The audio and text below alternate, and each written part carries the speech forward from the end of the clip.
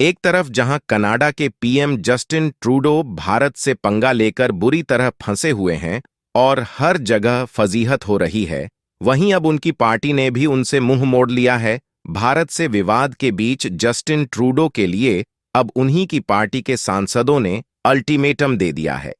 अपने 9 साल के कार्यकाल की सबसे गंभीर राजनीतिक चुनौतियों में से एक का सामना कर रहे ट्रूडो से अब इस्तीफा मांग लिया गया है। लिबरल पार्टी के नाखुश सदस्यों ने बुधवार को बंद कमरे में हुई बैठक के दौरान अपनी निराशा व्यक्त की। रिपोर्ट के मुताबिक 24 सांसदों ने ट्रूडो से 28 अक्टूबर तक इस्तीफा देने की डिमांड करने वाले एक पत्र पर हस्ताक्षर किए हैं। उनकी पार्टी के सांसदों ने इस्तीफे की मांग के पीछे ट्रूडो के नेतृत्व और पार्टी के खराब मतदान नतीजों से असंतुष्टि का हवाला दिया गया।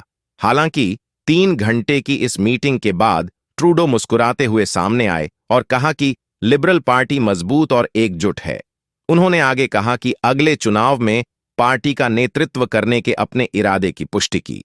ट्रूडो के करीबी सहयोगी आव्रजन मंत्री मार्क मिलर ने कहा, वहां जो हो रहा था वह वास्तव में सांसदों द्वारा प्रधानमंत्री को सच बताने के बारे में था, चाहे वह इसे सुनना पसंद करें या नहीं।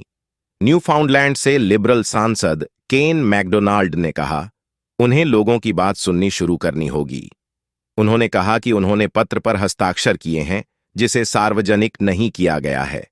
इसके अलावा मैकडोनाल्ड, जो फिर से चुनाव नहीं लड़ रहे हैं, ने कहा कि उनके कुछ सहकर्मी जो आगामी चुनावों में लड़ने की योजना बना रहे हैं, वे खराब मतदान संख्या और लिबरल की घटती लोकप्रियता के कारण घबराए हुए हैं।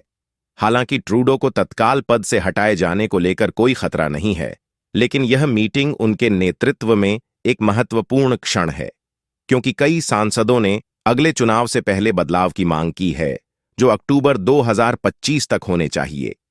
जून और सितंबर में हुए उपचुनावों में लिबरल पार्टी अपनी 2 सबसे सुरक्षित संसदीय सीट हार गई, जिसके बाद से ट्रूडो के इस्तीफे की मांग जोर पकड़ रही है।